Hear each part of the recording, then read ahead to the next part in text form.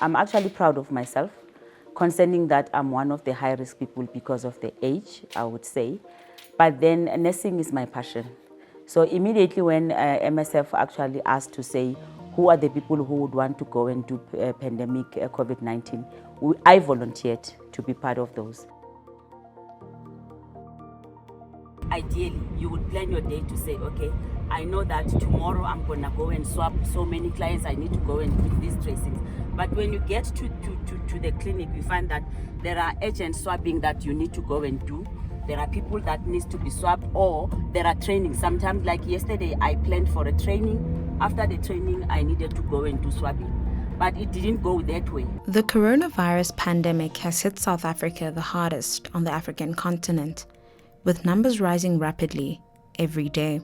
The national lockdown implemented more than a month ago was enforced to delay the inevitable spread of the virus and help the public healthcare system to prepare for what lies ahead. So we have a case whereby the parent, the mother was positive, so now the father and the baby are having symptoms. Thousands of tests have been conducted nationwide, but we often don't see those in the forefront of it all. This in here is our gown, my goggles, the gloves, and the sanitizer.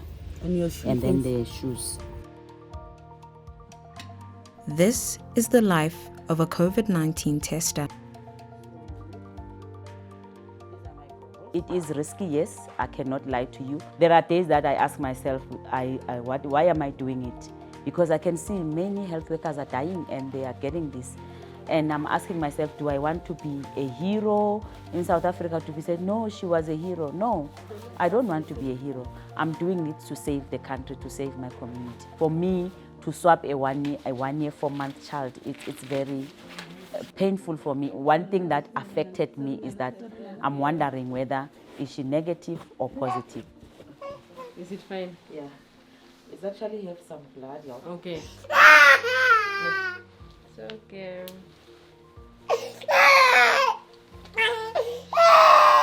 I'm sorry, baby. So I'm going to tilt your head a bit. Okay. Yes. All right. Relax. Yes. Don't sit up straight. Go, okay. Yes. After her house call, Bhelekazi receives an unexpected call to attend a mass screening in Johannesburg CBD. But first, she heads back to Hillbrow Clinic to stock up on some ice to keep her samples cool. Bhelekazi says the stigma around the virus remains troubling. Yesterday, when I went to one flat where people were so angry with one of their residents that they thought she is positive, and it was a hearsay. And when I got there, I felt so proud in a way that because everybody came down and they were there to listen to me. And when I left that flat, I could see the anxiety and the fear that all these people were feeling like much calmer than what they were when I got there. So yeah, I'm very proud to do this. We came to Kwamaimai. It is a mass screening. They are screening all the people that are staying here at Ekezeni. And then we're screening them for symptoms of COVID-19. And those that screen positive, then they get tested. For Bhelekazi, this is more than just a job, it's a passion. However, she is concerned about the lack of protective gear for healthcare workers in SA. The PPE is actually not enough in a way in the department, but they are trying their level best. To be honest with you, since I came, we do get the PPE. But the only thing is that you would short of a mask. For example, the N95 masks are not there. I also call MSF to say, look, we don't have 1, 2, 3. Can you please assist? Then they would send the PPE. Most of the house calls we attended were conducted in affluent suburbs around Johannesburg, and Bhelekazi says many of these people have tested positive.